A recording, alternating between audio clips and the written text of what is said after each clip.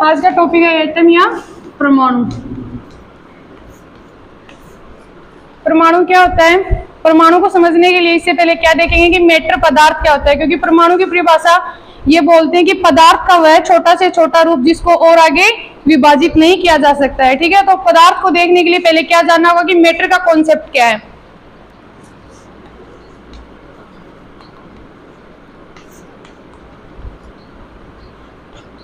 Matter क्या है? पदार्थ क्या है? हमारे आसपास जितनी भी वस्तुएं चीजें सब क्या है? पदार्थ है। लेकिन पदार्थ की एक क्लासिक डेफिनेशन तो देनी होगी, ये तो बोल नहीं सकते कि हमारे आसपास जितनी भी वस्तुएं क्या है वो पदार्थ है। पदार्थ की डेफिनेशन देने के लिए कोई भी मतलब की वस्तु है उसका पदार्थ होने के लिए क्या है, उसके अंदर दो कैरेक्टर्स होने चाहिए। फर्स्ट तो क्या होना चाहिए, उसका खुद का क्या होना चाहिए, मास होना चाहिए। कोई भी वस्तु उसका क्या हो, खुद का द्रव्यमान हो। सेकंड वो क्या करती हो, स्पेस ऑक्यूपाई करती हो, मतलब उस वस्तु को रखेंगे तो क्या करेगी, वो कुछ स्थान घेरेगी। ठीक है,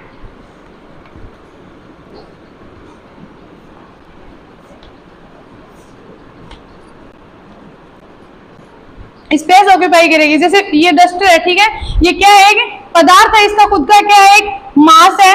और ये क्या करेगी, इसको रखेंगे तो क्या करेगी, कुछ स्थान भी घेरेगी। ठीक है, हमारे आसपास बहुत सारे जैसे सॉलिड है, मैटर के तीन रूप होते हैं, सॉलिड, लिक्विड और गैस। गैस दिखती नहीं है, तो ऐसे कुछ वस्तुएं ऐसी होती हैं जो दिख भी रही है और कुछ ऐसी हैं जो दिख नहीं रही है, लेकिन फिर भी क्या है, वो मैटर है। तो मैटर के कितने रूप हैं, तीन है। एक तो क्या है, सॉलिड, ठोस, सेकंड लिक्विड, गैस। ठीक है, अब जो तीनों ये स्टेट है इनके लिए देखेंगे कि ये दोनों कैरेक्टर्स फॉलो कर रही हैं क्या। फर्स्ट सॉलिड, सॉलिड तो हम डायरेक्टली देख रहे हैं, जैसे टेबल है, क्या है ये, सॉलिड है, दोनों फॉलो करेगी। कैरेक्टर इसका क्या है, खुद का मास भी है, और इसको रखेंगे तो क्या करेगी, कुछ स्पेस ऑक्यूपाई कर रही है। और सॉलिड कुछ भी ले लो, जैसे लकड़ी का टुकड़ा है वो ले लो, वो भी सॉलिड है, उसको भी रखेंगे, क्या करेगी, स्पेस ऑक्यूपाई करेगी, और उसका क्या है, मास है। ठीक है, और सॉलिड के बारे में पढ़ते क्या होता है, इसका आकार निश्चित होता है। ठीक है, सेकेंड है लिक्विड। लिक्विड की बात करते हैं, लिक्विड के अंदर क्या ले लेते हैं, वाटर ले लेते हैं। वाटर मतलब कि इसके मास थोड़ी देखें तो कैसे देख सकते हैं कि एक बार यहाँ से लेकर वहां तक क्या लेके जाए, खाली बाल्टी लेके जाए। दूसरी बार उसी बाल्टी के अंदर क्या भर के लेके जाए, पानी भर के लेके जाए। मास फील होगा ना, तो क्या होता है, लिक्विड का भी क्या होता है, मास होता है। स्पेस की बात करें तो ये स्पेस जिस भी मतलब आकार के इस बर्तन के अंदर डालते हैं उसी का क्या कर लेता है, आकार ले लेता है। सर्कुलर में डालेंगे तो क्या हो जाएगा, सर्कुलर हो जाएगा। रेक्टेंगल में डालेंगे तो उसी प्रकार का क्या कर लेता है, आकार ग्रहण कर लेता है। मतलब इसका भी क्या होता है, स्पेस ऑक्यूपाई करता है। तो ये दोनों तो क्या हो गए, दोनों रूल्स फॉलो कर रहे हैं। गैस, गैस भी क्या है, मैटर की फॉर्म है, तो इसका भी क्या होगा, ये दोनों रूल फॉलो करेगी। लेकिन इसके गैस का मास देखते हैं, जैसे एक खाली बैलून मतलब बिना गैस भरा हुआ बैलून लेते हैं, उसको क्या करते हैं, जो मशीन के ऊपर रखते हैं, वेट देखते हैं उसका, और एक बार क्या करते हैं, बैलून के अंदर गैस भर के उसका वेट देखते हैं। जरूरी नहीं है कि बहुत ज्यादा वेट हो, पॉइंट में भी यदि वेट आएगा तो इसका मतलब क्या है, उसका खुद का क्या है, मास है। स्पेस ऑक्यूपाई के लिए जो मतलब साइंटिस्ट थे उन्होंने एक प्रयोग के द्वारा समझाया कि गैस कैसी स्पेस ऑक्यूपाई करती है।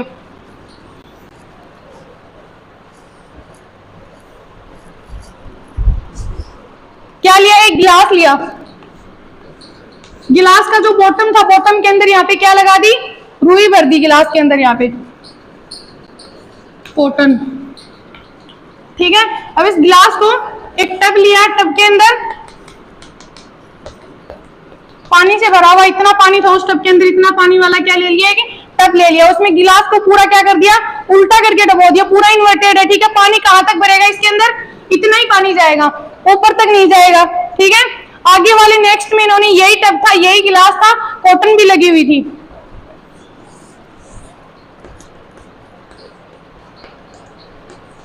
गिलास को क्या किया, थोड़ा सा टेढ़ा कर दिया। ठीक है, पहले वाले में क्या है, पूरा एकदम इन्वर्टेड है, दूसरे वाले में टेढ़ा कर दिया। तो देखते हैं क्या देखते हैं, सबसे पहले तो यहाँ से बुलबुले बनते हैं यहाँ पे। इसका मतलब क्या हुआ, इसके अंदर जो यहाँ पे गैस भरी हुई थी वो क्या हो गई, वो गैस निकल गई, और पानी कहां तक चला जाएगा, यहाँ तक चला जाएगा, और रुई क्या हो जाएगी, गीली हो जाएगी। इसका मतलब क्या हुआ, इस प्रयोग से क्या सिद्ध हुआ कि गैस ने भी क्या कर रखा था, स्थान घेर रखा था। पहले वाले में यहाँ क्या भरी हुई थी, गैस भरी हुई थी, जिससे पानी ऊपर नहीं जा रहा था। सेकंड वाले में गैस बुलबुलों की फॉर्म में बाहर निकल गई, और पानी कहां तक चला गया, बॉटम तक चला गया, रुई गीली हो गई। तीनों के लिए दोनों कैरेक्टर्स फॉलो कर रहे हैं ना, कि मास भी होता है और स्पेस भी ऑक्यूपाई करते हैं। ठीक है, तो मैटर का कॉन्सेप्ट था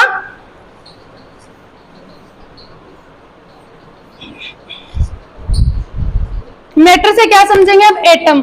जैसे चौक है, चौक क्या है, मैटर है। चौक को तोड़ेंगे 2 पार्ट में डिवाइड हो जाएगी, और ज्यादा तोड़ेंगे 4 पार्ट में। इसको तोड़ते जाएंगे, लास्ट में एक पार्ट इसका ऐसा आएगा जिसको और आगे डिवाइड नहीं कर सकते, ठीक है। तो वो क्या हुआ, उसको क्या बोला गया, एटम। मतलब पदार्थ का वह भाग जिसको और आगे विभाजित नहीं किया जा सकता, क्या होता है वो, एटम। लेकिन बात ये थी कि इसको, जैसे एक ये मैटर है, इसको तोड़ते जाएंगे, लास्ट में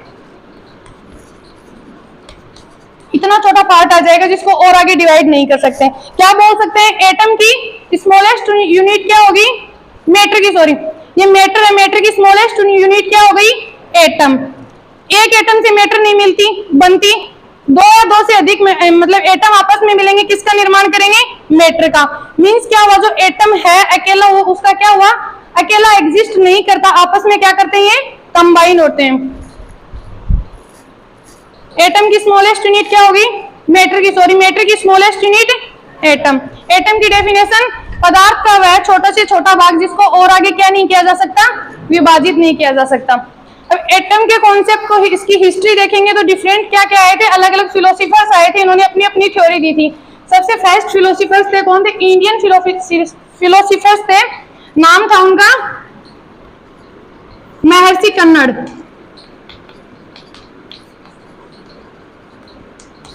इंडियन फिलोसफर्स थे, इन्होंने अपनी फिलोसफी दी थी। उस टाइम पे क्या थे, साइंटिस्ट नहीं होते थे, ये फिलोसफी देते थे ना, इनकी सही तो होती थी फिलोसफी, लेकिन क्या थे, इनके पास साइंटिफिक प्रूफ नहीं होते थे कि उनको प्रयोगों के द्वारा सिद्ध कर सके। तो इन्होंने एटम के बारे में बताया, वो सही था। इन्होंने क्या दिया था कि जो एटम था ना, उसको तो इन्होंने क्या नाम दिया, परमाणु नाम दे दिया था, और जो मैटर था उनको क्या नाम दिया इन्होंने, पदार्थ नाम दिया। और यही बात बताई कि पदार्थ का वह छोटा से छोटा भाग जिसको और आगे विभाजित नहीं किया जा सकता, वो क्या है, परमाणु है।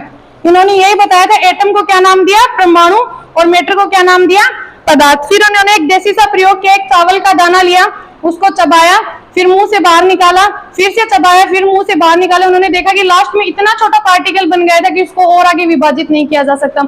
उसको क्या बोला उन्होंने कि ये क्या है, एटम है। और जो राइस ग्रेन लिया था वो क्या है, एक प्रकार का पदार्थ है। ये इनका था। सेकंड आए थे 2 ग्रीक साइंटिस्ट थे, डेमोक्रेटस एंड ल्यूसिपस।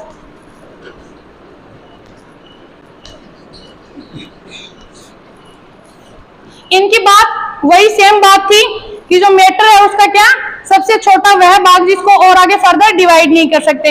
लेकिन इन्होंने क्या किया, इन्होंने तो ये बता दिया कि परमाणु और पदार्थ होते हैं, इन्होंने क्या बताया कि एटम और मैटर होते हैं। और जो इनके द्वारा दिए गए जो ग्रीक वर्ड है एटम और मैटर, यही अभी चल रहे हैं, ठीक है, एटम और मैटर बताया इन्होंने थर्ड। उसके बाद में आए थे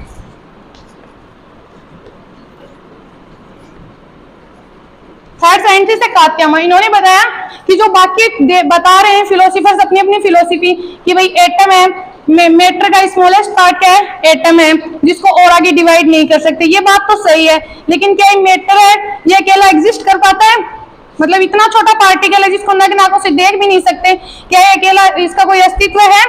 लेकिन इन्होंने बताया कि जो एटम है ना, इसका अकेले का अस्तित्व नहीं होता, ये क्या करता है, आपस में और दूसरे जो एटम होते हैं उनके साथ मिला करके फिर इसका अस्तित्व होता है। किसका निर्माण करता है, एटम आपस में मिलेंगे, किसका निर्माण करेंगे, मॉलिक्यूल का, अणु का। 2 या 2 से जो अधिक परमाणु मिलकर किसका निर्माण करते हैं, अणु का। जैसे एक बार कलर से बता रही हूं, जैसे एक ये एटम है, येलो कलर का एटम है, ठीक है, एटम। दूसरा एटम आया, ये भी येलो कलर का है, दोनों मिलकर के किसका निर्माण करेंगे, मॉलिक्यूल का। ये क्या बन गया, मॉलिक्यूल। मींस सेम एटम आपस में मिलकर ये मॉलिक्यूल का निर्माण कर लिया। ऐसे ही दूसरा मॉलिक्यूल है, वो भी किससे मिलकर के बना हुआ है, सेम एटम से।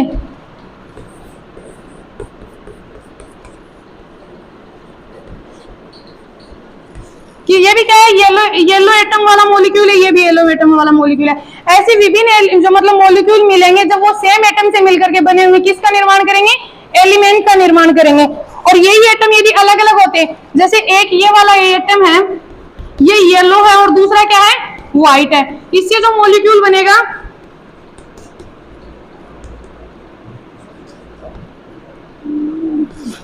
ये मॉलिक्यूल बनाओ, इसमें क्या है, डिफरेंट डिफरेंट एटम है। इस प्रकार से दूसरा मॉलिक्यूल होगा, तीसरा होगा, ये मिलकर के किसका निर्माण करेंगे, कंपाउंड का। एलिमेंट और कंपाउंड का निर्माण समझ में आ गया। जब सेम एटम वाले मॉलिक्यूल मिलकर के जो बनाएंगे वो क्या बनेगा, एलिमेंट। और different molecule, different atom, sorry, ये वाले डिफरेंट एटम है, इनसे जो मॉलिक्यूल मिलकर बना है मॉलिक्यूल, ऐसा ही दूसरा होगा, तीसरा होगा, ये मिलकर किसका निर्माण करेंगे, कंपाउंड का।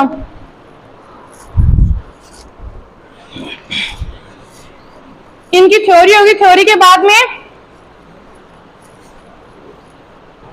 एंटोनी लेवोसियर आए, उन्होंने क्या बताया कि जो आपस में एटम मिल रहे हैं, मॉलिक्यूल का निर्माण कर रहे हैं, ये ऐसे हवा में तो मिल नहीं रहे एटम आपस में, क्या होगी इनके मध्य, क्या होगी, कोई अभिक्रिया होती है, उन अभिक्रिया के द्वारा मिलते हैं। तो उन्होंने क्या दिए, अपने लॉ दिए थे। उनका लॉ था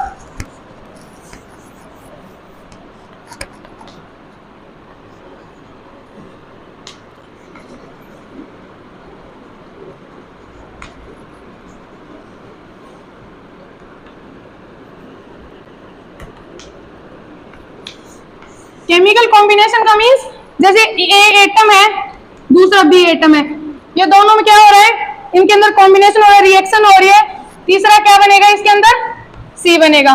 तो इन्होंने बोला कि जो केमिकल कॉम्बिनेशन हो रहा है, केमिकल रिएक्शन हो रही है, ये कुछ रूल्स फॉलो करती है, तभी होती है रिएक्शन। तो इनमें जो ना ये रिएक्टेंट होते हैं ना, इस रिएक्शन के अंदर क्या होता है, ये दोनों जो रिएक्टेंट होते हैं उनसे प्रोडक्ट क्या होता है, एंटायरली डिफरेंट होता है। मतलब इनके कैरेक्टर्स क्या होते हैं, एंटायरली डिफरेंट होते हैं। ये वाला पार्ट होता है, इसको क्या बोलते हैं, रिएक्टेंट, इसको बोलते हैं प्रोडक्ट। ठीक है, इनका लॉ था, एंटोनी लेवोसियर ने अपना लॉ दिया था, क्या, लॉ ऑफ मास कंजर्वेशन।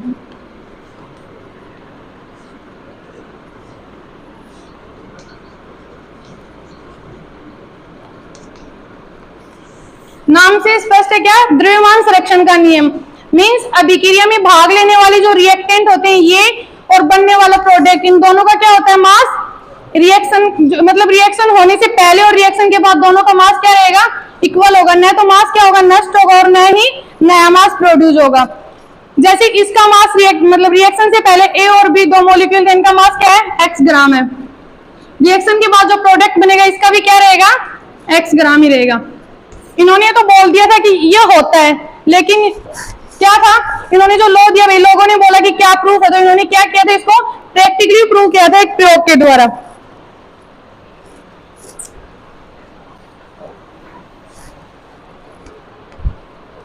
क्या किया था प्रयोग में, इन्होंने कॉनिकल फ्लास्क लिया था,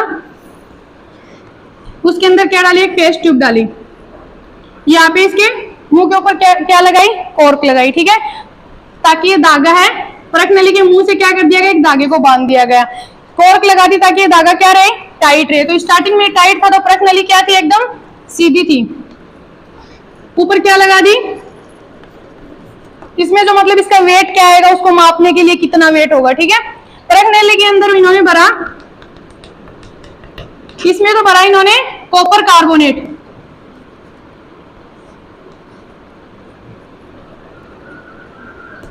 इसमें भरा इन्होंने, बाहर जो फ्लास्क था ना, इसमें भरा इन्होंने सोडियम सल्फेट।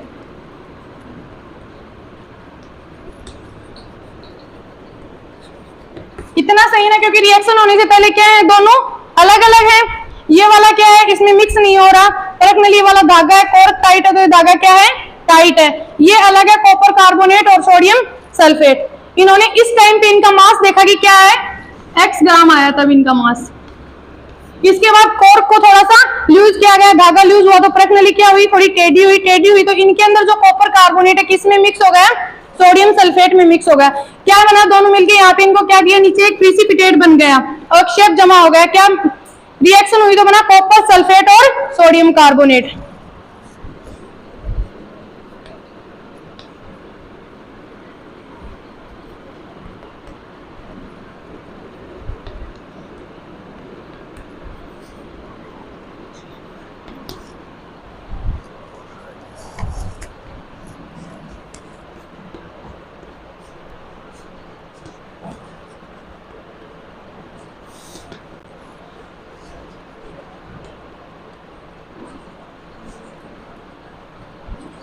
ये बनने के बाद जो ये वाले क्या है, रिएक्टेंट, और ये वाला क्या है, प्रोडक्ट। पहले इन्होंने देखा उस टाइम पे भी इसका मास क्या था, x ग्राम। रिएक्शन होने के बाद मास देखा तो भी क्या आया, x ग्राम आया। तो इस प्रैक्टिकल से उन्होंने क्या प्रूव किया था कि जो मतलब रिएक्शन के जो दौरान जो रिएक्टेंट और प्रोडक्ट होते हैं दोनों का मास क्या रहता है, कंजर्व रहता है, सेम रहता है।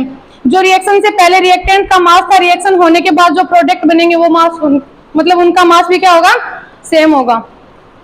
किसने दिया था ये वाला लॉ, एंटोनी लेवोशियर ने।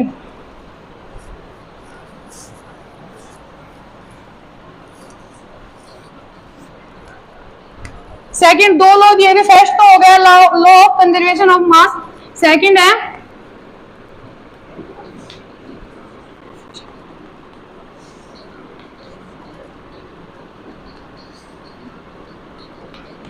निश्चित अनुपात का नियम या फिर definite proportion, law of definite proportion. ठीक है, क्या बताया इन्होंने, वाटर के एग्जांपल से समझाया, H2O। ठीक है, वाटर का निर्माण के लिए मतलब क्या होता है, वाटर का केमिकल फॉर्मूला होता है। इसके निर्माण के लिए इन्होंने क्या बताया कि 2 हाइड्रोजन मॉलिक्यूल और 1 ऑक्सीजन मॉलिक्यूल वाटर के लिए इनकी रिक्वायरमेंट होगी। ठीक है, वाटर के लिए इन्होंने बताया कि वाटर का निर्माण करेंगे H2O, चाहे वाटर कहीं का भी हो, चाहे कोई नल का हो, ठीक है, समुद्र का पानी हो, कुएं का पानी हो, कहीं किसी का भी हो। ऐसे नहीं है कि उनके लिए दूसरे मॉलिक्यूल की आवश्यकता होगी। सभी जो जितने भी प्रकार के जल है सभी में किसकी आवश्यकता होती है, यही होता है ना उसका फॉर्मूला H2O। इन्होंने बताया कि जो इनका जो मॉलिक्यूलर जो फॉर्मूला है, जैसे हाइड्रोजन है, हाइड्रोजन का मॉलिक्यूलर वेट कितना होता है, 1, 2 है तो कितना हो गया 2। ऑक्सीजन का इन्होंने बताया कि वाटर के निर्माण के अंदर जो इनका मॉलिक्यूलर फॉर्मूला का जो अनुपात होता है वो क्या होता है, निश्चित होता है, चाहे वो पानी कहीं का भी हो। ठीक है, ये मैटर नहीं करता कि ये पानी कहाँ का है। ठीक है, इसी प्रकार से इन्होंने कार्बन के बारे में बताया। दूसरा एग्जांपल, जैसे कार्बन और ऑक्सीजन के मतलब कॉम्बिनेशन से CO2 बन रहा हो, चाहे CaCO3 है, इसके विघटन से क्या बन रहा हो, CO2 बन रहा हो, इनका अनुपात क्या रहेगा, सेम। जैसे कार्बन का क्या है 12, ऑक्सीजन का 1 का 100 होता है, 2 का 32,